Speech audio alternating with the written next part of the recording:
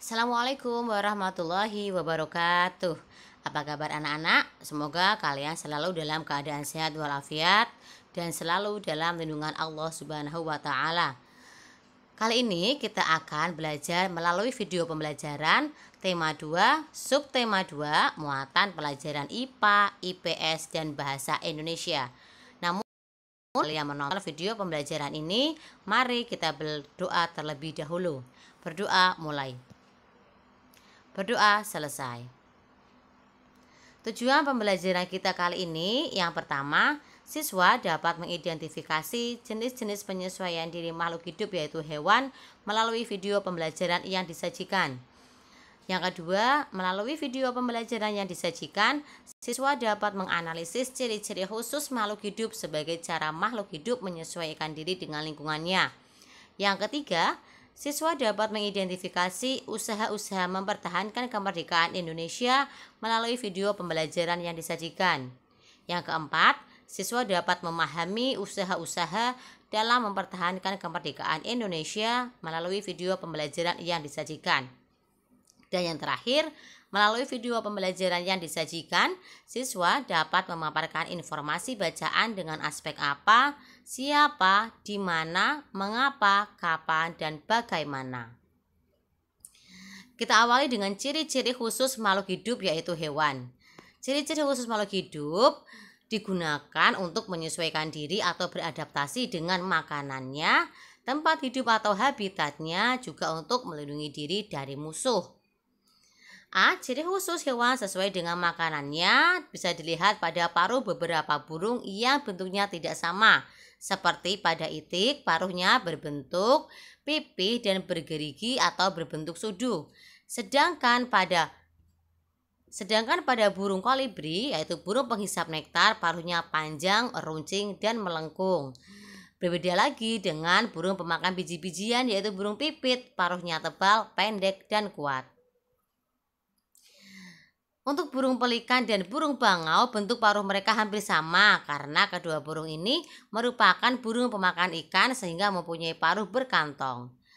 Dan yang ini adalah burung elang. Burung elang merupakan burung pemakan daging, maka paruhnya runcing, tajam, dan melengkung. Selanjutnya, susunan gigi pada hewan herbivora, karnivora, dan omnivora yang tentunya juga tidak sama.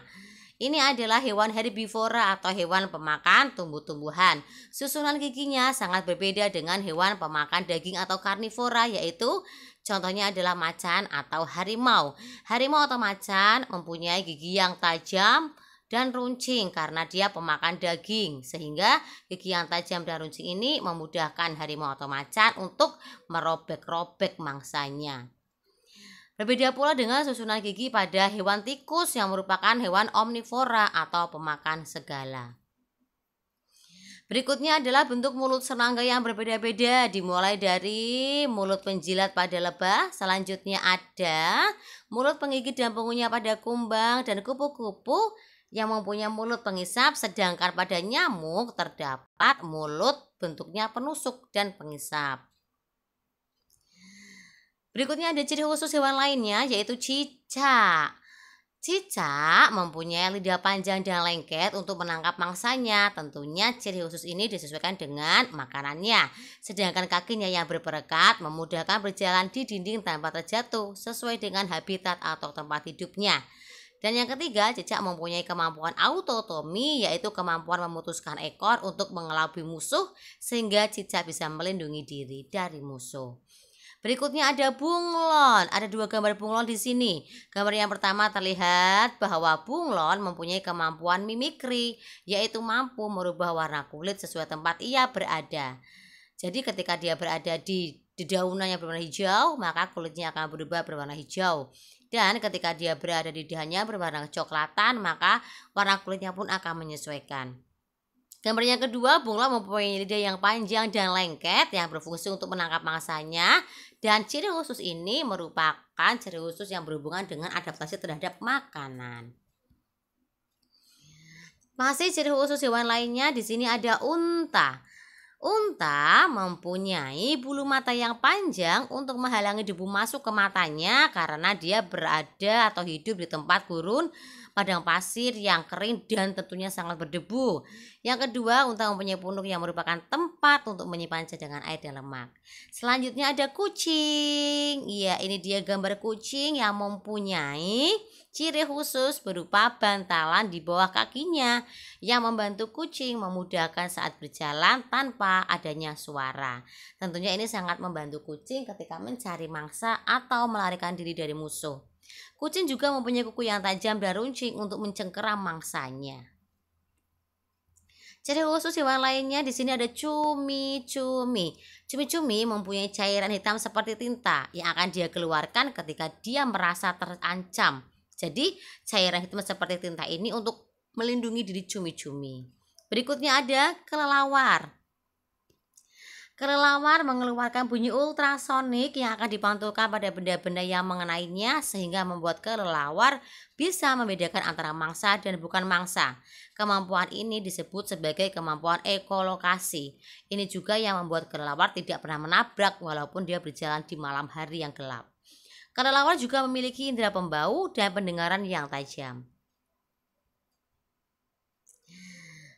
Ketika para hewan mempunyai ciri khusus untuk mempertahankan diri, maka Indonesia juga mempunyai usaha-usaha untuk mempertahankan kemerdekaannya, meliputi Pertempuran Surabaya, Pertempuran Ambarawa, Bandung Lautan Api, Perjanjian Linggarjati, Agresi Militer Belanda I, Perjanjian Reville, Perjanjian Rumroyen, dan Konferensi Meja Bundar.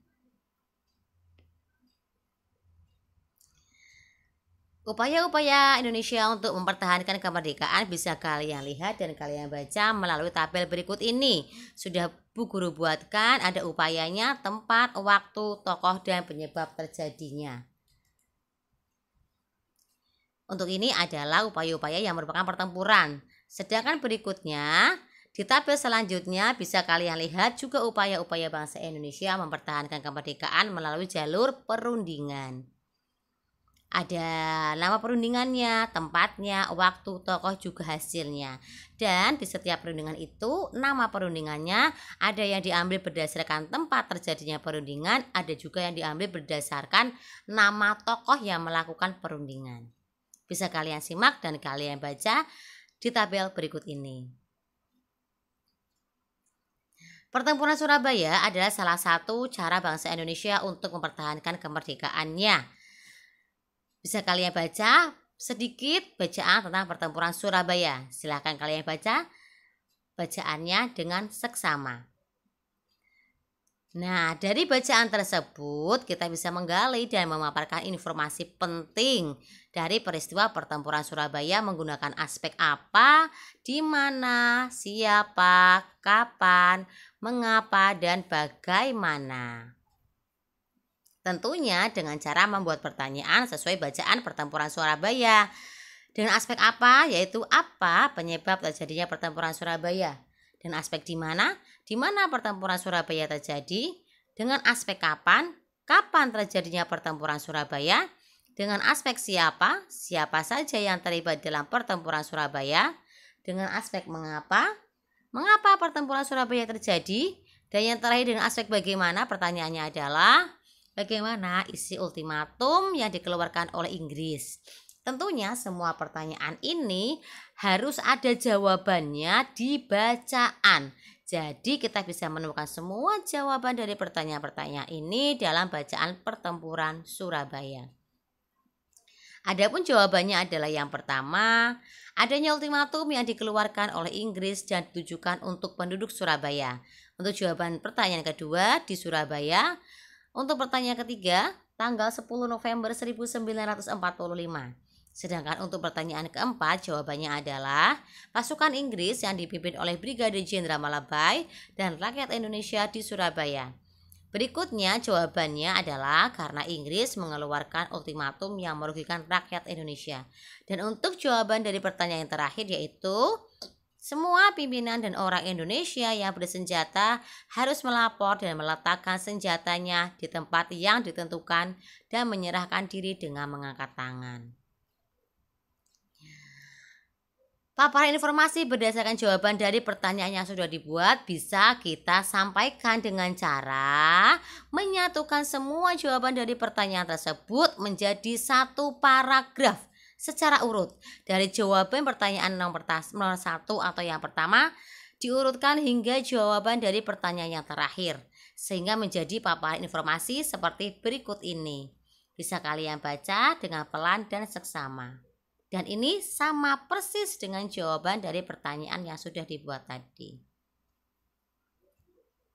Terima kasih karena kalian sudah menonton dan menyimak video pembelajaran kali ini. Selamat belajar anak-anak, dan jangan lupa untuk selalu menjaga kesehatan, juga selalu menerapkan protokol kesehatan dimanapun kalian berada. Sampai bertemu di video pembelajaran berikutnya. Wassalamualaikum warahmatullahi wabarakatuh.